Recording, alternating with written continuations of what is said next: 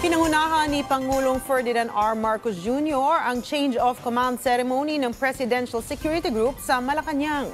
Tiwala ang presidente na magagampanan ng bagong PSG chief ang kanyang tungkulin dahil na rin sa kanyang credentials. May detalye si Kenneth Pasyente.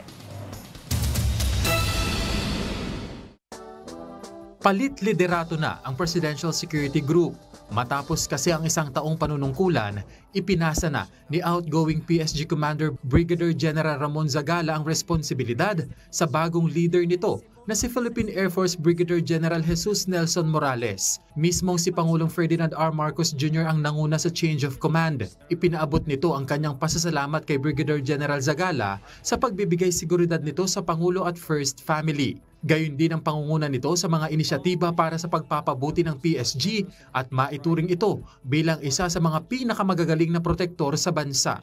To further enhance the group's capabilities, you have led the acquisition of advanced and modern equipment under the multi-year Material Capability Development Plan of 2022 to 2028. There are also ongoing improvements in the PSG headquarters. With that being said, I wish you well and all the best in your new assignment as a commander of the AFP Civil Relations Service. Lubos naman ang pasasalamat ni Zagala sa oportunidad na ibinigay sa kanya. Ipinagmalaki niya ang mga napagtagumpayan ng PSG, lalo na ang pagprotekta hindi lamang sa Pangulo, kundi pati na rin sa mga high-ranking official na bumibisita sa bansa. To the PSG troopers, maraming salamat. You have fought a good fight. You have proven yourself impressive in all aspects. I urge you to continue what we have started and cultivate yourself even more. I am happy to work with all of you, and I share with you both the bliss and sacrifices of this job that we have sworn to protect. Tiwala naman si Pangulong Marcos Jr. sa liderato ni Morales dahil sa kakayahan nito at karanasan niya sa Air Force. I certainly look forward to working with you. Let me likewise take the opportunity to express my gratitude to our valiant officers and troops. I trust that you will fully support General Morales just as you did General Zagala, with your hallmark integrity, service, and excellence.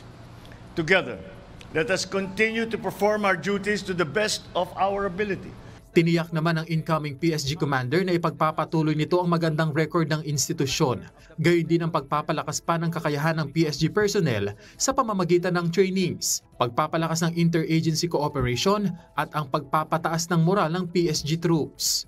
We will conduct activities that will promote unit cohesiveness and camaraderie and engage in initiatives that will boost personal morale, and we will ensure that everyone feels valued and motivated.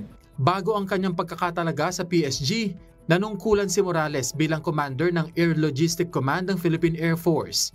Epektibo ang kanyang pagkakatalaga sa PSG nitong October 16. Kenneth Pasyente, para sa Morning Show ng Bayan, Rise and Shine, Pilipinas.